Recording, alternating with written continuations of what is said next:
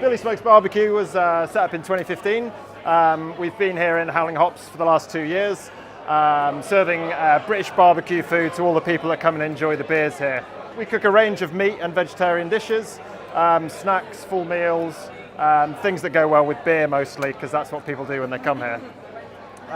We've got a focus on British ingredients, so all of our stuff aims to be seasonal. All of our meat is British and free range, including all of our fuels as well. So our wood, we use English oak to smoke all of our food on. Our barbecues are maybe different to the ones you've got at home. So there's two main types of barbecue which you might look to buy or look to de-rust in the shed. There's the sort of grill type barbecue which you'll use to cook things quickly at a very hot temperature. So things like steaks or burgers, or if you make some kebabs or fish, you need a very high temperature to cook those. So you want a grill type barbecue for that. So you sear it pretty quickly. You're talking temperatures of like upward of 200 degrees to get a nice char on it as well. Those are good. We use smokers as well, which is a different type of barbecue. It's cooking using indirect heat. So rather than sort of radiative and convective heat, if you remember back to your science classes, the other type of heat transfer is convection.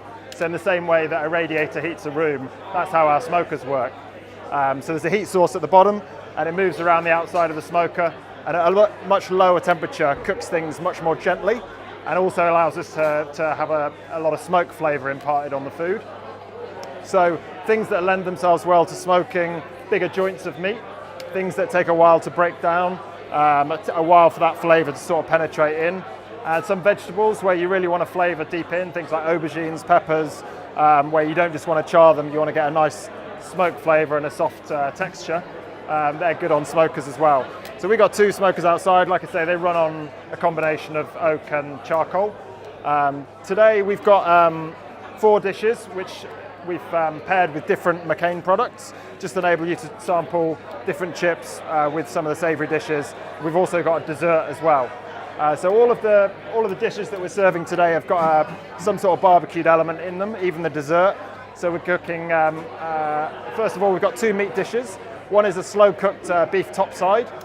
So it's got aged beef fat that's been wrapped around it, and it's been slow-cooked in our smoker for about 2 hours. So it's a bit like a roasting joint, about 2.5 kilos, that we've cooked just to medium rare. So it's about sort of 50 to 54 degrees C is what we're aiming to take it off the smoker at. This is my best friend. This is a thermometer. So if you don't want to poison anyone with chicken, or if you want to make sure you don't overcook that expensive ribeye, I'd suggest asking for one of these for your birthday. So we're serving that beef topside with some horseradish butter, which we just freshly grated and blended with some creme fraiche. And alongside that is going to be a smoked chicken wing, which we use 3 joint wings, so it's like the whole wing of the bird, which we brine for about 2 hours in a salt and herb solution. And then we just season with our barbecue rub, which has got aromatics, seasons, spices. And then whilst it's cooking, we baste it with our barbecue sauce. Are you hungry yet? Yeah. Baste it with our barbecue sauce. And it's just been finished with some pickled red chilies, some lemon zest, and some chopped coriander on top. So it gives you a nice kind of zingy flavours to combine with the sort of smokiness of the chicken. We've also got a vegan dish on as well. I always maintain that we're a barbecue business that's focused on cooking with real wood. It's not all about meat. We don't do big racks of ribs. We don't do like all the normal stuff. The idea is that you get that wood flavour, the textures that you get with live fire cooking, but it's not just all about the meat. So we've char grilled these courgettes on the barbecue to make a salad. So then they've just been dressed in a preserved lemon dressing with some pine nuts, some rocket and some herbs, and that's served on a different product there.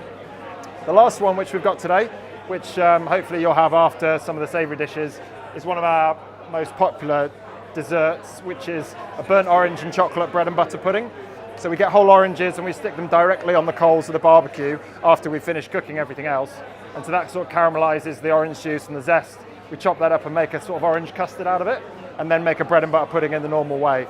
So those are the dishes we're doing today. I'm going to be around to answer any questions you've got about barbecues, which one you should buy, how to use it, how do you know if a steak's cooked, all the questions you might have.